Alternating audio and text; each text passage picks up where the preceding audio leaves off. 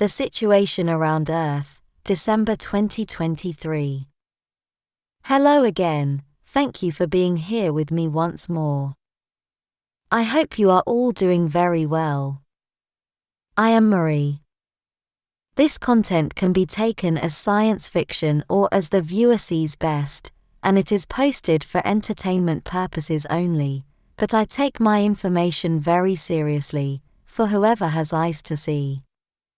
There are countless levels, and countless planes of existence, densities, and dimensions, and they all converge and influence any specific reality a point of attention is experiencing, and a point of attention is an individual with a strong connection to source consciousness.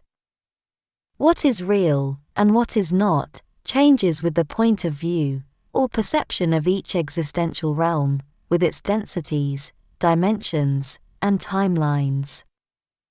So, the perspective of the situation in space I am going to share with you today is only valid from the immediate material existential realm and timeline we all share with Earth right now, in the material world, where we are all incarnated in biological bodies. As you know, my sister Sophia and I are aware of some other perspectives as well, some of which we could say are coming from a more expanded point of view, like some parts of the astral side of things, but for today I'm sharing only the physical side. Exopolitical situation, and presence of multiple races of the Galactic Federation. Main Galactic Federation headquarters are still found in the arrowhead-shaped, Andromedan biosphere ship, Viera, which is hiding behind the Moon, as it has been for decades now. Local Federation installations, High Council halls for meetings and main jurisdiction over everything that has to do with planet Earth are in the Viera. Earth is still in quarantine, as they call it, and this means that no starship can exit or enter Earth's atmosphere without logging a flight plan, and stating its mission and intentions to Flight Control and Space Operations Headquarters, which are also found in the Viera, with a substation found in the deep underground bases in Antarctica. These are non-human versions of aircraft flight controllers, as seen on Earth, and I use human language and terminology, because if I did not, you wouldn't be able to understand me. After all, we must have common grounds with words.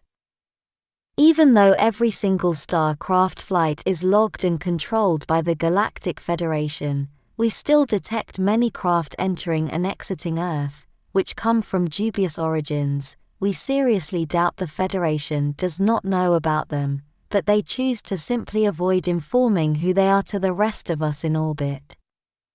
The large biosphere starship Viera is Andromedan, but it acts like a multiracial hub from where countless Federation races, as well as others who are not, use as a forward operating base, from where they conduct their plans and affairs that have to do with planet Earth, supposedly always under Federation control and scrutiny.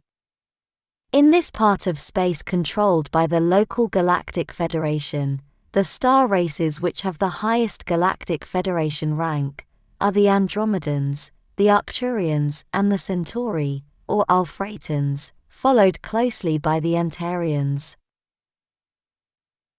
Although such a multiracial hub is Andromedan, they act in a very soft and retracted manner, always officially claiming that they do not want to create any karma, they do not want to get involved with anything that has to do with Earth, because it ends up affecting and interfering with their society. Yet, they are still lending their ship as a forward operating base, or FOB, for short, for other races, and they still participate in councils where the fate of the planet is being discussed, so I do not understand what exactly is in their head, as they are quite contradictory. Then we have the Arcturians, in their three variants or flavors, the Devonians, the Corendians, and the Diaslientiplex. These last are the most active and numerous in this part of space, and act like the Andromedans with whom they are best of friends. The Arcturians also tend not to want to get involved with anything that has to do with Earth and its dirty things, limiting their actions to giving their opinion during councils, and also acting as guides for their innumerable starseeds, who are in human bodies on Earth.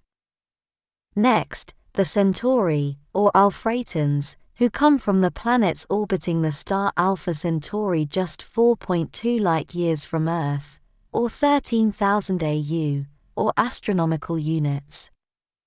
1 astronomical unit is the average distance between the Earth and the Sun.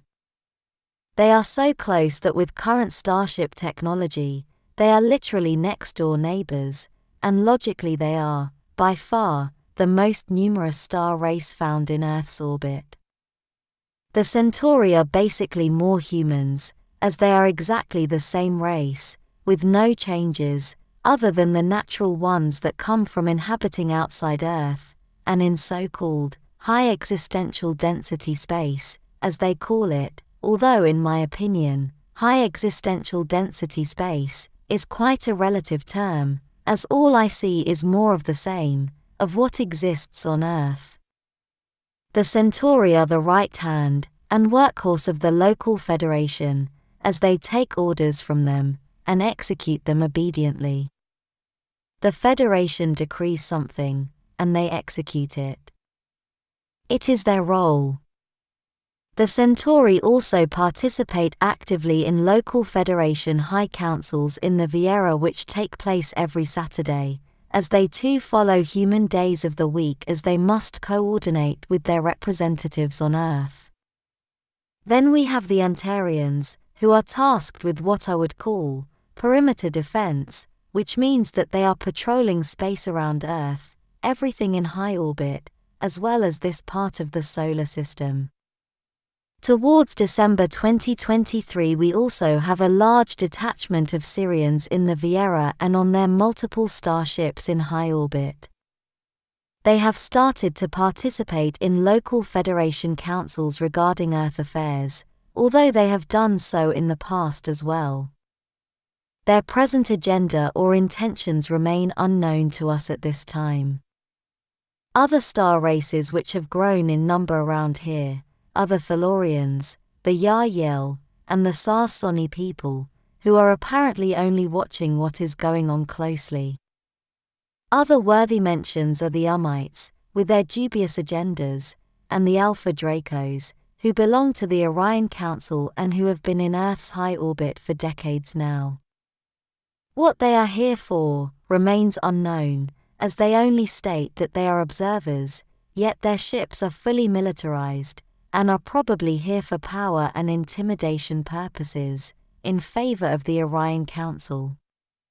From the Pleiades star cluster, we have several civilian detachments that come and go legally, and who come to Earth's orbit for scientific and consciousness guidance purposes. The legal representative of the Alcyone Council, which looks over the interests of all the star races in the Pleiades, is the Taygetan Queen Alanim, who does her work using remote presence only, for safety reasons. I'm aware of several people who wish to discredit the Alcyone Council, stating that it is negative with elaborate stories and lies, and I see this as a cabal three-letter agency attempt to distance people of Earth from such a council, surely because it has proven to be quite disobedient to Federation rules and regulations, as they do not agree with how Earth is being handled. So I ask you, negative for whom, and from what points of view? This is also the case with the Irma cats, and their Avian Feline Council, which also does not agree with the local federation, although they are still members of it. The Irma are on Earth's orbit mainly to protect their interests in this part of space, and to see after their numerous starseeds on Earth, as well as to protect the Taygetan heavy star cruiser, Toleka, honoring their cooperation treaty with the Taygetan people. As well as the Alpha Dracos, the Irma here are heavily militarized as well, and you know the cats like to be ready for anything, and they don't tolerate bullies. Contrary to others, the Irma tend to be quite direct and transparent with their intentions here, as stated by their communication officer Arishar, here through my channel. By the end of December, the Atorthan detachment is due to arrive, representing a larger part of the Galactic Federation. The why Atorthans would represent the larger Galactic Federation remains shady and dubious.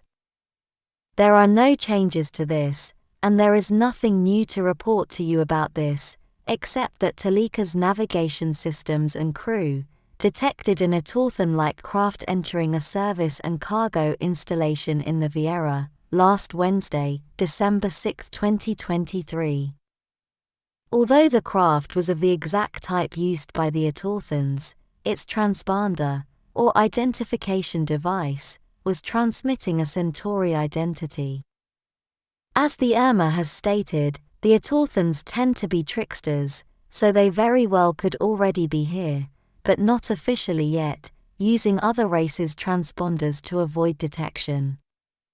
They are here for auditory purposes, whatever that means exactly, but also being part of the Orion Council and Federation, and also knowing that they associate with shadier races of grey aliens who also are roaming this part of space. I see no reason to trust them. The Atorthan presence here is connected to numerous rumors of grey aliens, Maitre or tall greys and Orion grey, present near Earth, which have, or may have, evil intentions, which are not clear to us at this point, but we are studying the situation as best as we can. None of us here like their presence, much less if they are making us believe that they are not here yet, as they are officially due to arrive on the 31st, and not before. I'll keep you posted on this as soon as I know more.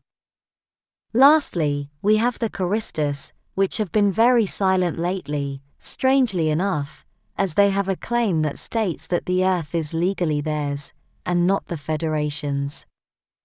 I'm not even allowed to talk about them, because their representative on Earth doesn't like us to, failing to see that we are all on the same side of all this complex fight, so peace brother, we are with you. As for now, there are 927 starships of several star races in Earth's orbit, at the time this video is published. 927 starships which exceed 1 kilometer in length, and countless other smaller craft, of all sizes and shapes, which could be in the millions.